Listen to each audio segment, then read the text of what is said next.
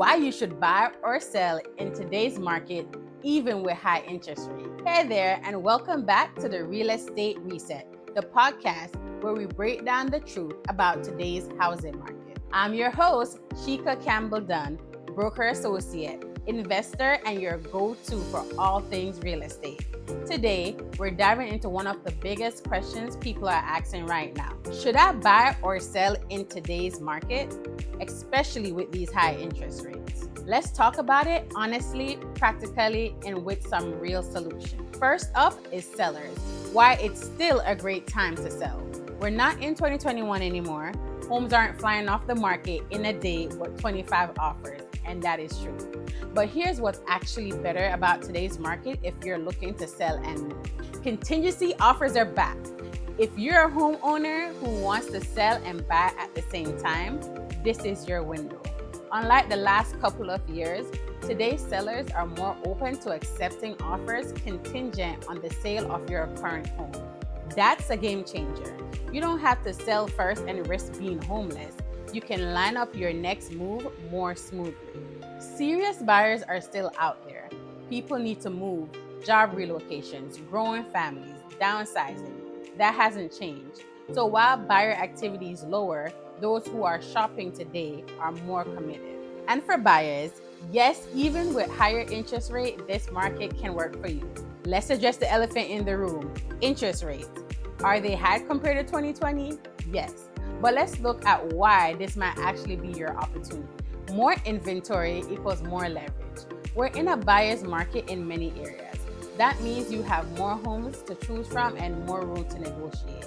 Sellers are more flexible than they've been in years. Rate buydowns are on the table. Worried about that monthly payment? You're not alone. But here's what most people don't realize. A lot of sellers today are willing to give you closing cost credits or buy down your interest rate. That can lower your payment significantly, and you still get to lock in your home now while the prices are more negotiable. And remember, you can refinance later when the rate drops. Date the rate, marry the house. Let's break down a few common objections I hear. I'm going to wait till the rate drops. Totally everyone who's been waiting jumps back in. That means more competition, more bidding wars, and higher home prices. Would you rather buy when no one else is looking or when everyone's back in the race? I don't want to sell my home and lose my low interest rate. Valid. But if your current home no longer fits your need or your equity can help you level up, you're not really losing anything. You're leveraging what you've built to get into something better.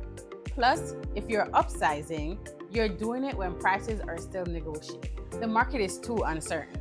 Here's the truth. The market is always changing. The question is, does it make sense for your life and your finances to make a move now? If yes, there are strategic ways to make it happen, and I'm here to help you navigate it. So, to recap, if you're selling and buying, you've got more room to negotiate with contingencies. If you're buying, you've got leverage, seller credits, and the options to refinance later. And if you're waiting, you might miss the chance to buy while others are still sitting on the sidelines. If you're thinking about making a move, let's talk strategy. No pressure, just facts. You deserve to make informed decisions with a plan that fits your real estate, not just the headlines. Thanks for tuning in to the Real Estate Reset. Make sure to follow, share, and message me your questions for future episodes. And if you're ready to talk option, I'm just a call or text away. Until next time, I'm Shika, your homegirl with the housing plan.